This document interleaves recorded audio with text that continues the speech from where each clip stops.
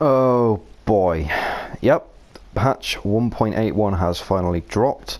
I actually managed to get home early enough today to not only do a video, but actually play some War Thunder, which I'm going to do after I've done the video. Yeah, I figured today I would just sort of go over some of the new additions. I know I haven't really been keeping track, and I know you guys are probably going to be all too familiar with the vehicles I'm going to be covering today, but hey, you get to have another video from me, and this is probably going to be quite a long one too, so sit back, grab yourself a cup of tea or coffee, whichever your preference may be. Mine personally is coffee, but and let's crack on. So there is actually quite a lot that has been added in the patch 1.81. Helicopters are obviously going to be on that list, but we will get to those in a minute. First, we're going to look at the Americans. The Americans have T-54E1. This is a premium tank. It's interesting that it's actually at 8.0, but I suppose it hasn't got any composite armor, so anybody who's played War of Tanks will be all too familiar with this thing. It's an American tank with a 105mm auto-loading gun. What isn't there to like? Based on the M48 chassis by the looks of it. Yeah, that's an M48 chassis, not an M60 chassis. M48 chassis. The armor is probably going to be poor, I would think, but a 5-second reload rate on a 105mm gun is nothing to turn your nose up at, so that's very nice. That is 8,560 golden eagles. Won't be buying that anytime soon because I'm broke, but yeah, that will be a reoccurring theme during this video. The M247, what have we here? Why is it not doing it? There we go. Why does that say? Oh, there we go. That is huge, actually. That's quite a large SPAA. That is again an M48 hull by the looks of it. The turret sort of looks like a Schilker, only minus the 2 barrels. 40mm Bofors, 2 of them. Very nice. 300 shots per minute, so reasonably low firing, low fire rate more or less, which Bofors are. They're sort of a thud, thud, thud kind of cannon, as opposed to a, you know, chain gun. So machine sort of burr. I'm not going to actually do the noise because it makes me sound stupid, but you know what I mean. Armor will be poor. I imagine this thing can be hull broken if you shoot it in the turret. Let's have a look. 25.4. I don't know what the armor thickness is that denotes if something can be hull broken or not. I think it's about 20mm or something like that. I'm going to guess that this thing can probably be hull broken, but I'm not going to say that as a certainty. If anybody knows, let me know in the comments. So that's the Americans. Let's go to the helicopters. Now I have a rank 5 tank, right, which is enough to allow me to purchase the AH-1G. However, in order to do so, when I clicked on this, I discovered, wait a minute, this. Now, I heard that you have to have a rank 5 vehicle, whether it be air or ground forces, in order to play the helicopters. I didn't realise that you actually had to buy a pack to do it. You can either buy the pack or you can purchase a suitable, well, you can buy a bundle or you can do the tasks in the game, which I don't know what they actually are yet. We might have a look at those in a minute. So that's the American helicopters. We've got a Huey, which I can't, can I view it at least? Thank you. Oh yes, look at that. Not a hell of a lot of armament on this, but it's a Huey. I'm not gonna fucking complain. It's a Huey, okay? Vietnam films, just that's it really. It's a Huey. Let's just leave it at that. Helicopters are finally here, ladies and gents. We knew it was coming, but it was more of a question of when rather than if. Another Huey. This is the 1C model. United States Army. Very nice. Now we get the Cobras. No, not research, preview, thank you. AH-1F. This is one of the most modern variants in the game, apart from the next one, which is the AH-1Z. Yeah, this thing went into service in the 1990s, so, I mean, this is the most modern vehicle you've got in War Thunder. This is US Marines by the looks of it. United States Marine Corps, etc. 400 kilometers an hour at sea level in a straight line. That's nothing to turn your nose up at all. 4 rotor blades as opposed to 2 like there are on most of them. Now let's go to the Germans. Ground forces first. I'm not going to be looking at aircraft during this video. I don't think there are actually any aircraft added, so that shouldn't be a problem, but just so you know, I'm a ground forces man. M48A2GA2. Now this, I actually looked this up when I saw the dev blog for this thing. This is purely a West German, or the Bundeswehr, issued M48 pattern. Very nice, I like. The helmets and stuff are a nice touch. I don't know why they don't do that to more tanks. There are actually very few vehicles that have like this decoration on the outside of the turret. That normally you have to add yourself. 105 L7A3 main gun. 2 MG3s, one on the cupola, one in the coax. Turret rotation speed is a bit slow, but it's going to be a sniper, isn't it? I imagine the armor on this thing's not going to be great, but the gun is going to be decent for the BR, and it is a BR of 8.0. I would have argued this thing would have probably been better at 7.7, but it can't be 7.7 because the Leopard 1 is 7.7, and I would assume this thing gets a stabilizer, so it would kind of be pissing on the Leopard 1's shoes if it went to 7.7. Not a problem. Not a problem. That's definitely going to be on my list of first things to start researching. And so is this. The TAM. Now, I did comment on a few of the videos that the bigger YouTubers did regarding what this thing is, but this is actually an Argentine tank.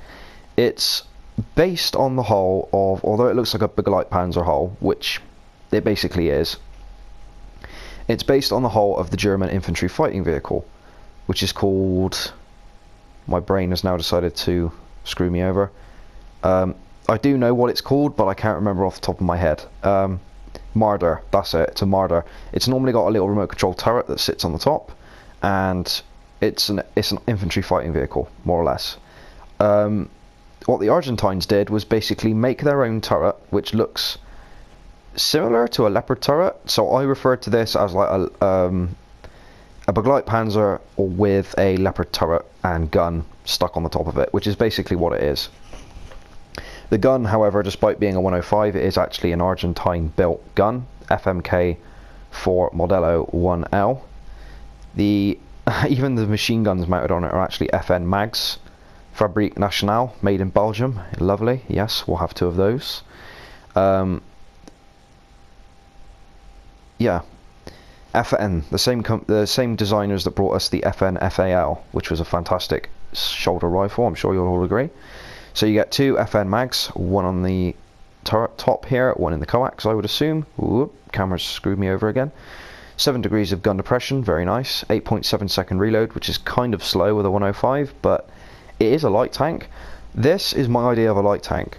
Big armor, well, big gun, and little armor but decent mobility, which, looking at 75 kilometers an hour, 637 brake horsepower in a 30-ton tank, that gives you roughly 20 horsepower per ton, I think, if my maths right.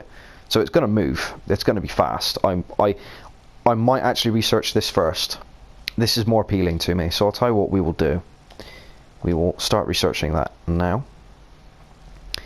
And I've got my 2A4, my 2K, my Begleitpanzer, my A1A1 to research that with. The Germans have also got a new premium. Don't know why they needed one. This is the Leo A1A1 L44. It's basically the 120mm Rheinmetall L44 gun wedged into the turret of an A1A1. A lot of people have referred to this as the A1A6. Those of you who follow Soviet Armor, which is my Facebook page, it's nothing to do with my YouTube channel, it's just a page that I made and it somehow took off. I've got over 1,000 likes now, shameless plug. But I actually put pictures up of myself stood next to a Leopard A1. It's a Leopard 1, but it's got this sight and stuff on it. It's only got the 105mm gun, like the normal Leopard, but it's got a lot of Leopard 2 Leopard A1 characteristics to it, and a lot of late modifications. Have a look at the page if you haven't seen it. I won't be able to put a picture in the video, unfortunately, without fiddling around to get the picture the right resolution, but Soviet Armor, scroll down enough and you'll find it, I promise. I'm sure you'll like it. Leave me a comment as well. Say you stopped by. Leave me a comment on that post. and say you stopped by. So yeah, that's that. I won't be buying that. I don't really need it, to be quite honest. The Germans are one of the harder nations to grind for me at top tier, because the Begleitpanzer Panzer is not exactly a fantastic grinder. Although, for this, yeah, I don't think it'll take me long to grind that out, I hope. But bearing in mind, obviously, I'm still working, so actually grinding this stuff out is going to take me a lot longer than it normally would. Normally, I just do it in like a couple of days, but I'm no longer that fortunate. I will hopefully have money. I might be able to buy my way to some of it. You know, don't judge me. It's just what I might have to do. Assuming I have the money to spare. We will see. So, what have the Russians got? The BMP-2. Oh yes. If it weren't for the other top tier tank that they've had added, I would be grinding this first. But as it's an IFV, well, specifically it's actually an APC. It's an armoured personnel carrier, same as the BMP-1. This gets a 30mm 2A42 automatic cannon with a ridiculous rate of fire and 74 degrees of elevation. This thing is an SPAA on steroids. It's an SPAA with an ATGM stuck on top of it. This is going to be a hell of a lot of fun. I'm really looking forward to giving this a crack. So let's move on to the next thing, which is the T-80B. I know one of you is really going to like this. Mark, if you're watching, yes, we now have the T-80 in War Thunder. 125mm 2A46M-1 cannon, which is that the same gun that the T-64B gets? It is 2A46M-1. It's the same gun. Yes, it's the same gun. This thing also gets ATGMs. I think is it the Cobra ATGM, same as the T-64B gets. Now, what makes this tank unique, I actually did do a video on the T-80, I believe. Yes, I did. Is the gas turbine engine. This thing's fast, like really fast. 70 kilometers an hour without really stretching its legs. The hull is very similar. The actual tank itself looks very similar to the T-72. It's quite easy to confuse the two. The difference I use, if you can see the rear end, is the exhaust outlet on a T-80 is at the rear, whereas on a T-72 it's here on the side, like it would be on a T-55 or a T-62. These tanks did not last, or rather the engine did not last particularly long. The Soviets quickly realised that the engine was very unreliable, drank a shitload of fuel, and quite frankly was not particularly good. So they dropped that idea almost immediately, more or less. I think it was the T-80, which model was it? The T-80U, I think, was the first one to go back to having a diesel engine, and from then on in they stuck with the diesel engines. I'm curious as to see, does this get a modification for the BV? Doesn't look like it. No, I don't think it does. That's a shame, but I'm willing to bet that will be added. We'll get the B modification, so we can add, we might, I don't know. We'll have to see. If we do, great. I mean, it doesn't look as boxy as the T-64B does with its armor plating and stuff wedged on, so that could be cool. Soviets also have a new premium. I've not driven this thing. I've only seen footage of it, and having driven the T-55A, I basically just went, right, so it's a T-55A with more armor that weighs more and is less mobile. Do not buy this tank. The reload rate is actually appalling. 11.1 seconds is terrible. The gun, yeah, it fires ATGMs and it gets Sabo and APC BC, but I don't care. It's going to be shite. Don't waste your money on this tank. Do not do it. Okay? Leave that for us idiotic YouTubers to waste our money on. Don't buy that tank. Let's see what the Brits got. No helicopters for the Brits yet, obviously. Brits get Warrior. Hurrah. Right. Gimme, gimme. We're going to be researching that son of a bitch. Stick that on there now. What we got for the Warrior. Now, I've seen footage of this thing driving about, as I'm sure most of you have, and the gun is quite slow firing, actually, and it's not stabilised, which I meant to point out earlier. The BMP-2's 30mm is stabilised, unlike the Warriors. The Warriors is not. This is very much a sit in a corner, or sit in a part of the map where you're not going to get spotted very easily. Use your ATGM for vehicles that get too close, and use your main gun for shooting at helicopters. Do not try and engage heavy tanks, main battle tanks, with this thing unless you absolutely have to. I mean, the Milan ATGMs are pretty good, I think, but actually, let's just look. Where's the Milans? What pen have they got on these? 580. That's not great. That's actually not great at all. Yeah, don't engage ground forces with this thing unless it's like a light tank. In which case you could just engage it with the main gun, but do not engage ground forces with this thing unless you absolutely have to. I would actually hesitate to shoot at a main battle tank that's a kilometre away from me with my ATGM, even if it was side on to me. I would hesitate.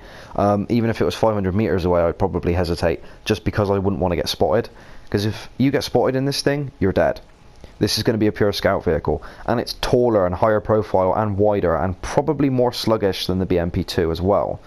So it's going to be interesting how this thing fits into the meta, but I am glad that the British have finally gotten something a bit interesting for their top tier lineup, because it might actually convince me to play the Brits again. We shall see. So moving on, what have we got next? The Japanese, I think, got screwed and didn't get anything this patch. Correct, the Japanese didn't get jack. Neither did the neither did the Italians, and I don't think the French got anything either. They might have done. I might be wrong. I'd be happy to be proven wrong. Let's see. Oh no, they did. They got the Batchat 25T. I'm going to refer to it as the Batchat because that's what I know it as. I will be actually researching this thing. It's only 95,000, so this may be one of the first vehicles I get, funnily enough. It's actually in the game as a medium, I think. Is it in the game as a medium, or is it in the game as a light? Oh no, it's in as a light. Interesting. Yeah, I'll research that, why not? Seems interesting. I don't know how it's actually going to perform though, but we shall see. 90mm gun. Pretty good gun. Turret rotation speed's alright, I guess. 6 degrees gun depression, 11 of elevation, that's not great. 6.7 reload rate, hull armor is a bit shit. Actually, the armor is a bit shit in general, but if it's put in as a light tank, then... Although I would beg the question, why would you drive this? What if the French got 6.7? The Lorraine 40T, and that's it. So you're going to have to choose really whether you want to do a 6.0 lineup and ditch that entirely, or if you want to do a 7.0 lineup, in which case I would just take the 1390, really. It's lighter, more mobile. As far as heat as standard, this thing probably doesn't get heat as standard, I wouldn't have thought. Let's have a gander. I might be wrong. Nope, it gets the Obu Rupture. I butchered that, I know I did. It gets APC as standard and it gets no improvement shells. But the penetration is pretty good, 200 mil, well 191 at 100 meters on a flat angle. Yeah, so, I don't know. Might be worth it, but we'll have to see, really. As I said, it's probably going to be one of the first vehicles I unlock, so... Have a look at the Russians, actually. I forgot to do their helicopters. How stupid of me. Yes, the Soviets got their helicopters. Once again, I actually can't buy this because I need to own a helicopter or complete the tasks. When I'm going to have time to complete the tasks, I got no idea. I might actually have to wait till the CBT's finished. That thing looks horrific, I think you will agree. And it only gets one 12.7 machine gun. As standard. It'll get missiles as well, I know. But, does it get ATGMs? Please tell me it gets ATGMs. I'm considering this as a... It gets bombs. What do you put bombs on here for? Yeah. I don't know why it... I don't know why it's got bombs. Why would you put bombs on a helicopter? Anti-submarine, maybe? Anti-helicopter, maybe? I don't know. Anyway. I don't think I'll be flying any of these things for a while, because I don't have the time to do the tasks, and I don't have the money to buy the vehicle yet. Oh, look at that. Oh yes, anybody who's played, do you know what, I'm actually gonna have to take a screenshot of that. That is gorgeous. One moment. And we're back. Yeah, anybody who has played Call of Duty Black Ops will be all too familiar with this style of hind. That's the, they called it the greenhouse canopy, and you can kind of see why. It's the very early design. It's gorgeous, isn't it? Oh. Yeah, I'm well happy with that. But there are more hinds. Mustn't forget that there are more. We have the V model as well. I don't know very much about hinds. I've actually stood next to I think it was something like this. It might have been a Hind V. No, it was a D, I think. It was a D variant I stood next to. At the Western Helicopter Museum, if any of you have ever been. One of you I know lives in Bristol, so you may have been to the Western Helicopter Museum, but they have a Hind there. It was actually an East German one, but it's got Luftwaffe markings on it, because after the reunification it got absorbed, as did their MiGs and stuff. It got absorbed into their Air Force and had the markings replaced. And the one that they have at Western also has flares mounted on the rear of the tail section here, and they are literally just bolted on. It's a proper aftermarket looking thing. It looks fucking awesome. I got a few pictures of it still. I don't know if I got any pictures with myself stood next to it, because they are huge. You don't realise how big they are. I'm 5'7", and I come to about, I don't know, about there maybe. They're pretty big. Just take my word for it, they're pretty big, but they are gorgeous. The Mi-24P. Now this goes across rather than down, so I'm assuming this is like, yeah. So this one has 30mm GSH 32K cannons mounted on the side of it. These do not turn. Think of them as like tank cannons, so you're going to have to actually use your mobility, or what mobility you do have, to aim the guns on target. You only get 250 rounds with the guns, but you will be able to punch through armor with them. I believe you get armor piercing belts. Let's just check. Yep, ground target belts. 60 mils of penetration. You're going to be able to punch through the upper part of maybe the upper deck of tanks, set the engines on fire. You may not actually be able to take main battle tanks out at range, but you're going to be able to be a massive nuisance to them. So that's going to be interesting. And last but not least, we have the Mi-35M. I think this thing was actually in the April Fool's event 2 years ago, or a version of it. That's pretty. That is pretty. I don't know what that, I think BBC, I don't know what that says. Somebody might be able to tell me in the comments, but I have a funny feeling, given this is probably a more, well, this is a more modern version of the Hind, it might be a Russian Federation one. But I'm pretty sure they use the, is it the Mi-28 Havoc? They use the Havoc now, more than the Hinds, I think. So, I don't know what, it's a Hind, okay, regardless. The wings look a bit more stubby than on the other versions, which I'm not a fan of, but... And the landing gear is fixed as well. Can somebody explain that to me? Because I'm pretty certain the landing gear on these things folds in. I know it folds in on some of them, but...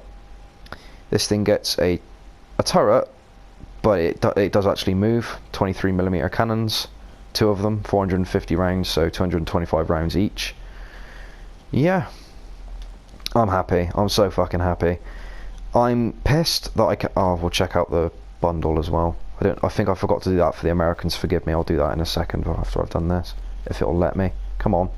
I'm gonna have to do it like that, aren't I? For God's sake. This is a Czech Air Force Mi-24D. This is the same variant I stood next to at the Helicopter Museum, only this is a Czech one. Very, very nice indeed. 12.7mm Yak B machine gun in the turret. Basically a Gatling gun. It's like the Soviet equivalent of a Gatling gun. This one does have collapsible landing gear that go up inside the belly of the Hind when it's flying. It will be fast, it will be deadly, and never smile at the crocodile. These things are the reason the Mujahideen ended up having to be given stingers by the CIA, because they couldn't shoot them down during the Soviet-Afghan war. There's a little tidbit of information I have for you there. Right, let's take one look at this American Cobra, and then we will wrap up the video. Assuming my fingers will do what I'm telling them to do. It's been a long day, okay? It's been a very long week. I'm very much looking forward to the weekend. Wait, what is this? Oh, it's not. It's a Huey. Alright, okay. UH-1C XM30. I'm assuming that's experimental model 30. Wow, those chain guns. 30mm cannons. Yeah. I have a feeling that's going to be one of those things that looks very entertaining, but is actually going to be pretty shit in practice. I don't know. Anyway, let's wrap this video up. So, I am very happy with what we've had added to the game. I'm going to actually begin grinding now as soon as this video is uploaded. I'm going to start with the Soviets, of course. I want my T80. I need my T80 in my life. Then I'm going to go to the BMP2 for the Soviets. Hopefully I actually finished early today because I got dropped off. If I get dropped off early tomorrow, I'll do some more grinding. If I manage to actually unlock anything in that time, obviously expect videos on it. This weekend I was supposed to be going to see family, but I am now not because they fucked me over, so now I'm not going. Which is kind of a good thing, except the problem is my brother and my mum will be home, so I won't be able to record commentary. So at best that might allow me to get footage, and then later on next week I might be able to do a video or something, maybe. We'll have to see. I am genuinely sorry that I can't do as much content as I used to. It actually pisses me off that I can't do it because I really enjoy it. Although on the plus side, given the amount of stress I've been under due to work and just life in general, it's nice to have something to come home to when I have the time to sit and just completely shut off and do it like I am now. So I thank you all very much for being with me for that. So that's about it really. I hope you guys enjoyed this video. I know it's a very quick overview, as it will be titled, a quick overview. So yeah, I will see you guys in the next one. If you'll excuse me, I'm going to crack on.